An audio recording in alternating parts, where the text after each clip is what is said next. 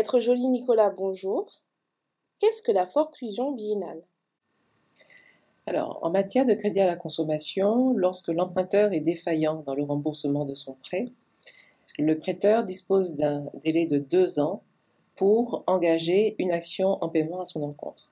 Cela signifie que lorsque vous contractez en fait un crédit à la consommation, vous rencontrez des difficultés de remboursement et qu'il existe des incidents de paiement depuis plus de 2 ans, si la banque ou le prêteur n'a pas agi dans ce délai, son action est foreclose.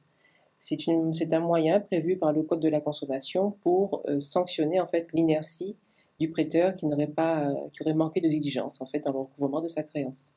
Comment savoir s'il y a forclusion? Alors, la forclusion biennale s'applique à tous les crédits à la consommation.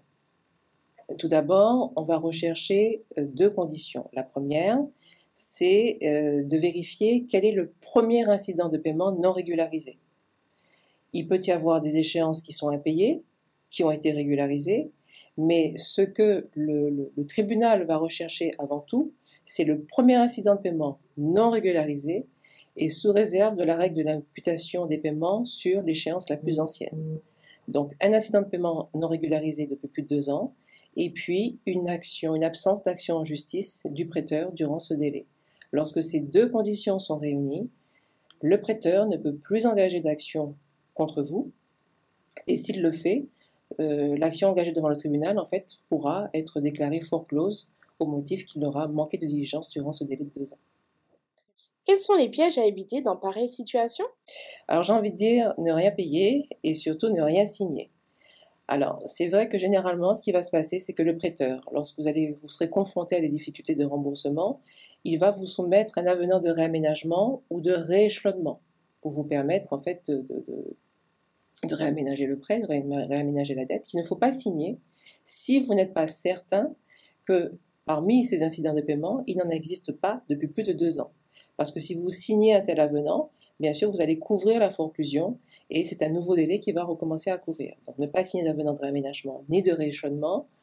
Ne pas non plus, si vous êtes confronté à un huissier, signer par exemple une reconnaissance de dette ou un échéancier, pareil, parce que là vous reportez en fait les effets de la forclusion. Enfin, la forclusion ne s'applique plus du tout même puisque les incidents en fait sont régularisés. Et puis surtout ne pas reconnaître le principe de la dette ni même son montant. Et puis ne rien payer.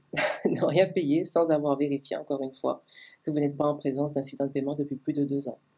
C'est la raison pour laquelle il vaut mieux se rapprocher d'un avocat qui verra avec vous sur présentation du dossier, qui va rechercher le premier incident de paiement et qui vous indiquera quelle est la meilleure conduite à tenir dans pareille circonstance.